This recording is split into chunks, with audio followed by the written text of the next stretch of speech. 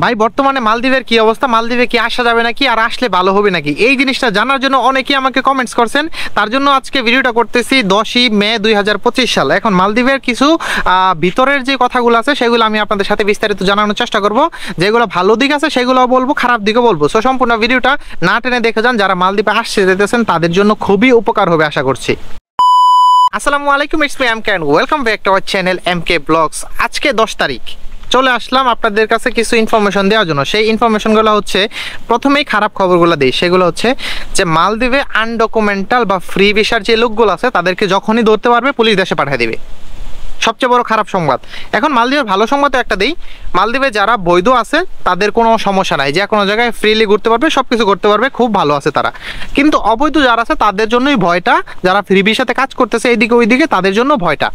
এখন আপনি ডিসাইড করেন আপনি কি বাংলাদেশ থেকে মালদ্বীপে এখন বর্তমানে আসবেন কি না। আসলেও ফ্রি ভিসাতে আসার চিন্তা ভাবনা করেন না, 2 টাকা বেশি আর কম হোক কোম্পানিতে আসার চিন্তা ভাবনা করবেন। এটা আমার আমি প্রেফার করি আপনাদেরকে, ঠিক আছে। আমি কখনো আপনাদের খারাপ চাই না, হ্যারাসমেন্ট হন এখানে আইসা তারপরে বলেন যে মালদ্বীপ খারাপ, এটা আমি চাই না। তার জন্য আমি এটা বলে দিচ্ছি প্রথমেই।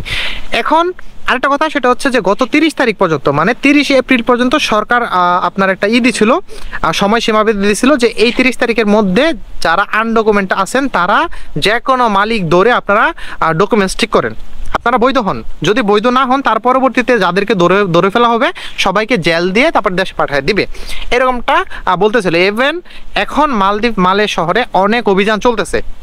বাংলাদেশ, বিশেষ করে বাংলাদেশের যে ইগুলো আছে, ধরেন যেখানে মানুষ কাজ করে, যেখানে মানুষ থাকে, সেই জায়গাগুলো টার্গেট করে অভিযান চলতেছে। যাদের মালিক আছে বা মালিক ভালো, মালিকের সাথে যোগাযোগ আছে, তাদের একটু ঝামেলা কম হইতেছে। কিন্তু যারা একবারে মালিকের সাথে যোগাযোগ নাই, শুধুমাত্র এজেন্সি আইনা এই দেশে ফালাই দিছে, তারপর নিজের মতো করে কাজ খুঁজে বার করে কাজ করতেছে বন্ধু বান্ধবের সাথে, তাদের হচ্ছে মেন সমস্যাটা। ধরতেছে, মালিকে যোগাযোগ করতে পারতেছে না, সাথে সাথে জেল দিতেছে, পাঠাই দিতেছে দেশে। বুঝতে পারতেছেন, এটা হচ্ছে মালদ্বীপের বর্তমান পরিস্থিতি। আর দেখেন, আবার আমরাও আছি, আমরা যেমন যারা নামের লোক আছি মালদ্বীপের, আমাদের কত সুযোগ সুবিধা, আমাদের কোনো পুলিশের ঝামেলা নাই, মালে যাইতেছি যেখানে ইচ্ছা সেখানে যাইতেছি, খুব সুযোগ সুবিধা, ঠিক আছে। এখন একই দেশ মালদ্বীপ, কেউ আছে অবৈধ, কেউ আছে বৈধ। যারা বৈধ তাদের কোনো সমস্যা নাই। আপনি যদি বৈধ পথে আসেন তাহলে আপনার কোনো সমস্যা নাই, আশা করছি আপনারা বুঝতে পারছেন। এখন ফ্রি ভিসাতে কেন আসবেন না সেটা আমি বলে দিচ্ছি। মানুষ ফ্রি ভিসায় কেন আসে অথবা আপনার অবৈধ কেন হয়, সেটা হচ্ছে আপনি কোম্পানিতে আসার পরে আপনার কোম্পানি ভালো না বা বেতন কম, আপনি দেখতেছেন আপনার বন্ধু ফ্রি ভিসাতে 1 লক্ষ টাকা কামাইতেছে, তো আপনি এতে কষ্টের কাম কোম্পানিতে করে 50,000 টাকা কামাইতেছেন। এই জন্য এই লোভে পইরা মানুষ অবৈধ হয়ে যাইতেছে, অবৈধ পথে টাকা ইনকাম করার জন্য এই দিকে ছুটতেছে। তার পরবর্তীতে পুলিশ ধরতে পারলে বলতেছে যে মালদ্বীপ ভালো না, মালদ্বীপ পুলিশের ঝামেলা করে। আগে কিন্তু এটা ছিল না, বিগত সরকারের আমলে মালদ্বীপে এতটা পুলিশের ঝামেলা ছিল না। কিন্তু এখন সরকার যেহেতু আপনাকে সুযোগ দিতেছে, যে যারা যারা অবৈধ আছেন 2বার সুযোগ দিছে বায়োমেট্রিক করার জন্য, সবার ফিঙ্গার নিছে, আমরাও ফিঙ্গার দিছি। কারণ অনেকেই যারা অবৈধ আছেন তারা ফিঙ্গার দিলে তো ধরা পড়ে যাবে, এটা হচ্ছে মেন সমস্যা। আমার বৈধ ভিসা আছে, আমার কোম্পানি আছে, সব কিছু আছে, আমার তো ফিঙ্গার দিতে সমস্যা নেই। এখন যার কোম্পানি নাই, যার কাগজপত্র নাই, সে ফিঙ্গার দিতে কিন্তু সমস্যা, তার জন্য তারা ফিঙ্গার দেয় নাই।